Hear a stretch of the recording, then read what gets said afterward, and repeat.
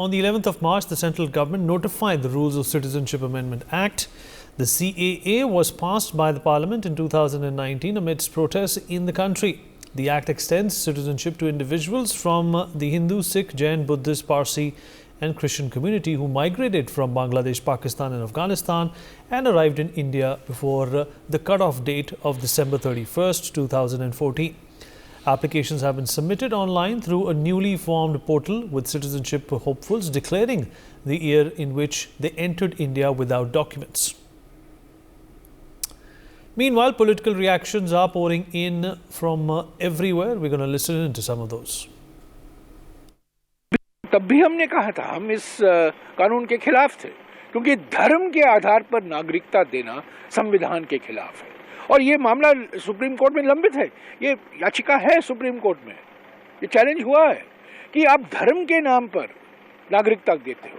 पर मेरा ये कहना है कानून बना, ठीक है, विवादित कानून था, मतभेद थे, पर कानून बना क्योंकि बहुमत उनके पास थी। पर 4 साल 3 महीने क्यों लगाए?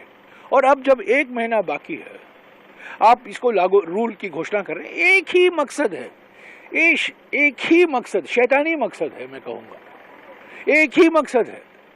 ये चाणक्य की बुद्धि में यही है कि चुनाव आ रहा है, हम जनादेश खोने वाले हैं, महंगाई से जनता त्रस्त है, बेरोजगारी से युवा त्रस्त है, किसान आंदोलन चल रहा है, किसान संघर्ष चल रहा है, तो इससे हेडलाइन से बचने के लिए इन्होंने सीए रूल की घोषणा की। आप लोग ये जो नागरिक संशोधन जो कानून बना है,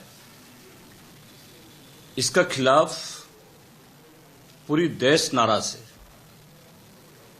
इसके लिए सन 2019 का दिसंबर में ये पारित होते हुए भी पिछले 4 साल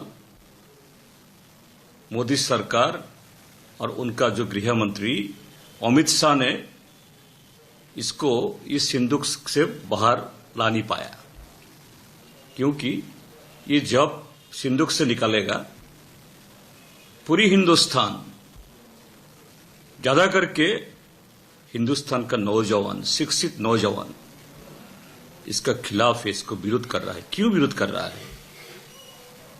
क्योंकि ये कानून जो बना है ये हमारा संविधान के आधार पर नहीं है। इम्पैक्ट तो बड़ा ही देखिए, गांव-गांव में डंका बज रहा है, खुशी से लोग नाच रहे हैं, झूम रहे हैं पूरा बंगाल में, क्योंकि सालों से लोग इसी का इंतजार कर रहे थे। कई पीढ़ी निकल गई इसे देखते देखते। प्रधानमंत्री ने उनका आशा का सम्मान किया है, तो नागरिकता देने की व्यवस्था किया है, इसलिए लोग खुश हैं, मोदी को धन्यवाद दे रहे हैं और आशीर्वाद कर रहे हैं। नहीं, तो बहुत पुराना कानून था, इसको चुनाव की आचार संहिता से ठीक पहले लाया गया है।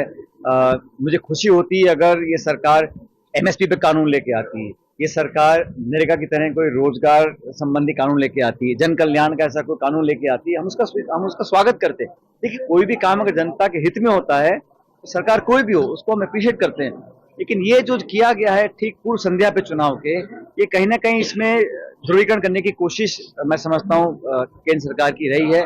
अब चंडीगढ़ में चुनाव हो रहे हैं, निर्वाचन अधिकारी क्या कर रहे हैं, सुप्रीम कोर्ट को हस्तक्षेप देने के बाद न्याय वहां पर हम लोग करा पाए। अभी निर्वाचन आयोग जो हमारे कमिश्नर हैं वो इस्तीफा दे रहे हैं। तो बहुत सारी चीजें हो रही हैं जो जनता के मन में एक संदेह पैदा कर रही हैं कि जो विश्वसनीयता है संस्थानों की, जो क्रेडिबिलिटी है, वो कहीं कमजोर ना हो, और सरकार जानबूझकर ऐसा कदम उठाती है कि विश्वसनीयता कमजोर हो हमारी संस्थाओं की, संवैधानिक संस्थाओं की। For more such videos, subscribe to the NewsX YouTube channel, hit the bell icon.